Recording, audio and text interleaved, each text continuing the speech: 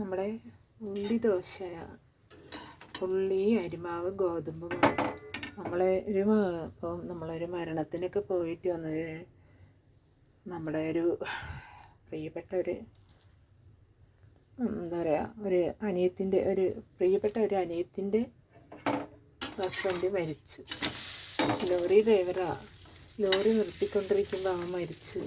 Lorry നിർത്തിയിട്ടുണ്ട്. നമ്മുടെ ദോശ പൊട്ടി നോക്കാണ്ട് എടുത്ത് വിശന്നിട്ട് വയ്യാത്തതുകൊണ്ടേ. അപ്പം ലോറി ഡ്രൈവർ ആയിരുന്നു അവൻ. ചാലക്കുടി ഭാഗത്ത് വണ്ടി നിർത്തിയിട്ട് ഭാര്യേനെ വിളിച്ചിട്ടുണ്ട്. രാവിലെ 7 മണിക്ക് വിളിച്ച് സംസാരിച്ചു. അതിനുശേഷം എന്തായി, നെഞ്ചുവേദന വന്ന എന്താണോ ഒന്നും അറിയില്ല. ദിവസം വീട്ടിൽ വരുമായിരുന്നു. ലോഡ് ഇറക്കിയിട്ട് ഇപ്പോൾ കുറച്ച് നാളായിട്ട് ദിവസം വീട്ടിൽ വരുമായിരുന്നു. പിന്നെ എന്താ പറയുക, വീട്ടിൽ വന്നില്ല. അന്ന് വരില്ല, വൈകുമെന്ന് പറഞ്ഞു. രാവിലെ ഭാര്യേനെ വിളിച്ചതിന് ശേഷം എന്താണെന്ന് അറിയില്ല എന്ത് പറ്റിയെന്ന്. പോകുമ്പോൾ ചായയൊക്കെ കുടിച്ച് വീട്ടിൽ നിന്ന് നേരത്തെ പോയതാണ്. വരാൻ വൈകുമെന്നും പറഞ്ഞിട്ട് പോയി. പിന്നെ അവൻ വന്നില്ല. അവൻ ലോറിയിലെ ഫോൺ ഇങ്ങനെ അടിച്ചുകൊണ്ടേയിരിക്കുന്ന ശബ്ദം വേറെ. റോഡിൻ്റെ അടുത്ത് ഇങ്ങനെ ആൾക്കാർ കേട്ടാണ് അവനെ ശ്രദ്ധിച്ചത്. എന്താ ലോറിനകത്ത് ഫോൺ അടിക്കണ്ടല്ലോ, എടുക്കുന്നില്ല എന്ന് നോക്കി ആൾക്കാർ ശ്രദ്ധിച്ച് അവൻ അറ്റാക്കായി മരിച്ചു കിടക്കുക. ഫോൺ അവിടെ ഇങ്ങനെ ചാരി കിടക്കണമെന്ന്. പിന്നെ അവൻ വേഗം ആൾക്കാരെല്ലാവരും കൂടി തൃശ്ശൂർ കൊണ്ടുപോയി. മെഷീനിൽ കൊണ്ടുപോയപ്പം അവർ മുളങ്കുന്നത്ത് കൊണ്ടുപോകാൻ പറഞ്ഞ് അവരോട് പോയി. രക്ഷപ്പെട്ടില്ല, ആൾ പോയി.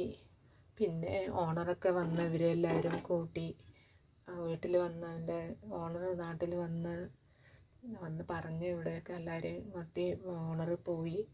അങ്ങനെ മുളങ്കുന്നത്ത് കൊണ്ടുപോയി പെങ്ങളൊക്കെ കാണിക്കുമ്പോൾ എന്താ മോർച്ചറിയിൽ അങ്ങനെ രക്ഷപ്പെട്ടില്ല, ഒന്നും ചെയ്യാൻ പറ്റിയില്ല, മരിച്ചു. അപ്പം നമ്മൾ മരിപ്പിനൊക്കെ പോയി വന്നിട്ട് ഇപ്പോൾ ചോറൊന്നും വെച്ചില്ല.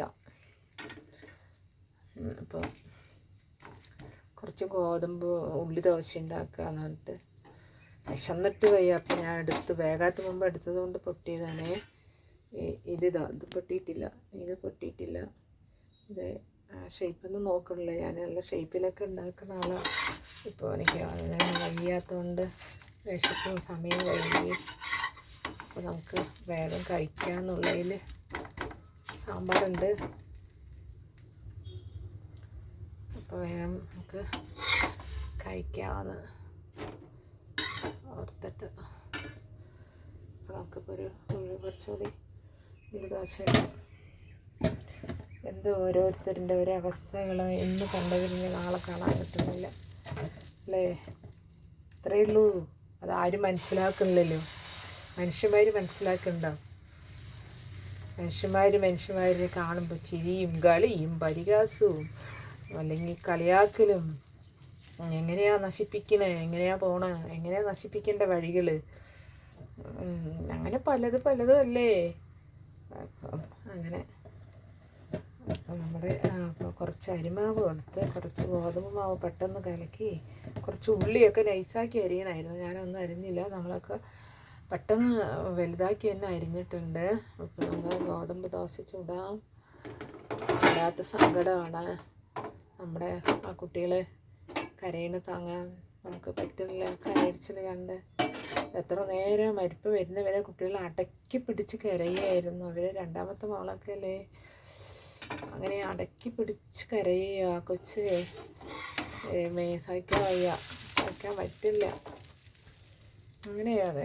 എന്താ ചെയ്യുക? അങ്ങനെ എത്ര നല്ല മനുഷ്യന്മാരെ പെട്ടെന്ന് പോകണം. അവനവൻ്റെ കാര്യം നല്ല ഡീസൻ്റായി. നല്ല കുടുംബം നോക്കുന്ന പയ്യനാണ്. കല്യാണം കഴിക്കുന്നതിന് മുമ്പേ സ്ഥലം മേടിച്ച് സ്വന്തമായി വീട് വെച്ച് അവർ തനിയെ മാറിയിരുന്ന് 2 പെൺകുട്ടികളായിട്ട് സുഖമായി കഴിയുകയാണ്. അതിന് ദൈവം വേഗം തട്ടിപ്പറിച്ച് കൊണ്ടുപോയി. നല്ലവർക്കൊന്നും കാലമില്ലല്ലോ. ദുഷ്ടന്മാർക്ക് കാലം, നല്ലവർക്ക് കാലമില്ല.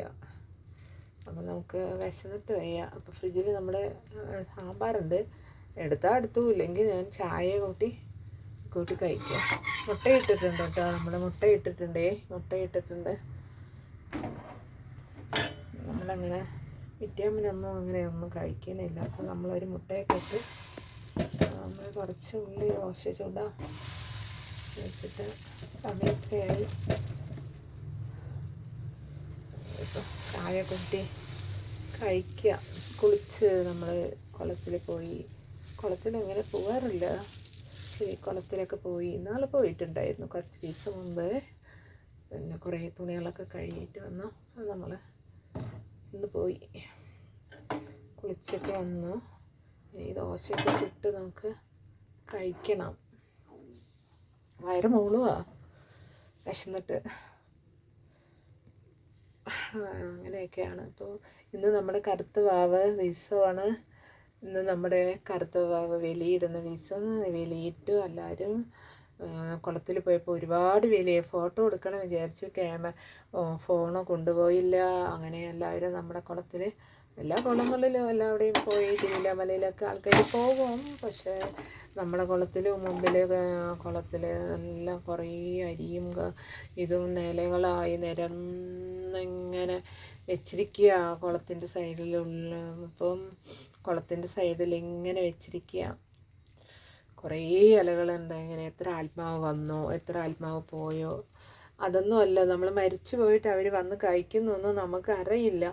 പക്ഷേ നമ്മൾ നമ്മുടെ വിശ്വാസത്തിനെല്ലാം ചെയ്യുക അല്ലേ. എല്ലാവരും തിരുവല്ലാമലയിൽ പോവും, അച്ഛൻ്റെയും അമ്മൻ്റെയും കർമ്മങ്ങൾ പോയി ചെയ്തിട്ട് വരും അല്ലേ. അപ്പോൾ എൻ്റെ അമ്മയ്ക്ക് ഞങ്ങളതുപോലെ ചെയ്യണം. എൻ്റെ അമ്മയ്ക്കൊക്കെ വെച്ച് കൊടുക്കാമെന്നൊക്കെ വിചാരിച്ചു തന്നെ.